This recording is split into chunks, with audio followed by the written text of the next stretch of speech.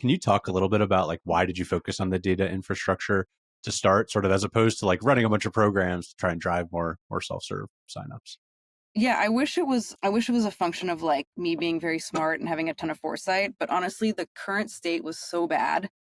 Like we had to do manual recon at the end of every month to actually know what the revenue numbers were in self-serve. So like that it just wasn't even an option not to invest in the numbers and in the kind of tracking data infrastructure. We wouldn't even know if we were doing something right. And so we were almost like stuck.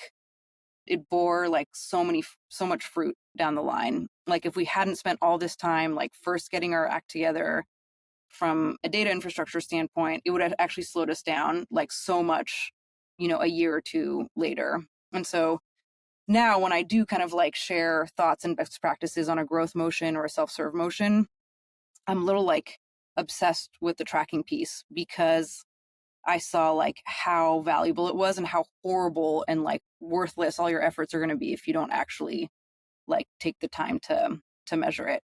And it's not sexy and it's not like fun, but it's like it's the only way. What like size and stage was Box at the time? Do you remember like how big the company was or even revenue? Like, cause it's so Yeah. interesting that, cause I'm sure it was pretty big, but like it didn't have the stuff in place. Yeah, we were probably a over definitely over like a couple 100 million. We were public. We probably were like 1,500 employees. And I think there's like the infrastructure the team had on like, Salesforce tracking, for example, for the sales team was good. And there's decent like product analytics. But because the self serve motion had been neglected or not really, important for a while, there was just absolutely nothing there. So yeah, it was pretty dire. It wasn't great. Yeah, and I always think people always say it's like really hard to kind of if you do the top down sales motion, it's always really hard to kind of go back and do PLG and and Box pulled it off, but it makes sense why it's so hard. And data infrastructure is like a I don't know, a very good example of like the tedious work you have to do to kind of go back and make that happen. Totally. But what I tell folks who are a little earlier on, I'm like, do it now. Like it's so horrible to do it later.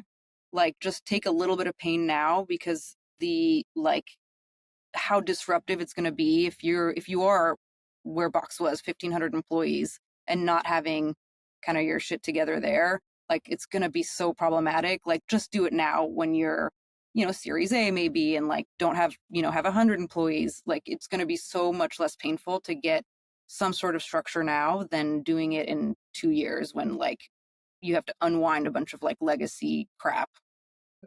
It's a good reminder. I need to do my stuff at Doc a little bit better. Like we have some infrastructure in place, but definitely can be improved. But it's always hard. It's like, all right, do you focus on the core product or do you Totally. focus on the tracking? And it's Totally. there's trade offs and everything. Do you remember at the time like what sort of the North Star metric was like when you're building out this data infrastructure? I mean, I assume like revenue is a big component of it, but like what other things were you sort of thinking about tracking as you kind of built out the infrastructure? Yeah, I mean, our North Star was definitely new ARR, so like new recurring revenue, so much more on the acquisition or the expansion side. We weren't thinking about churn, which we can talk about. It was kind of stupid, but we weren't for a while, for a couple years.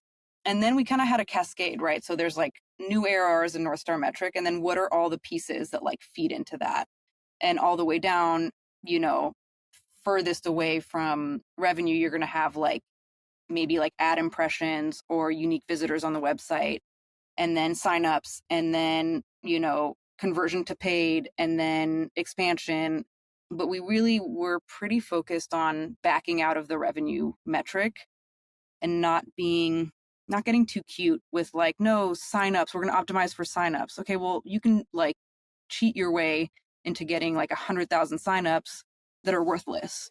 So let's always anchor on revenue because you can't get too kind of like cheap when you're focused on like the like ultimate metric.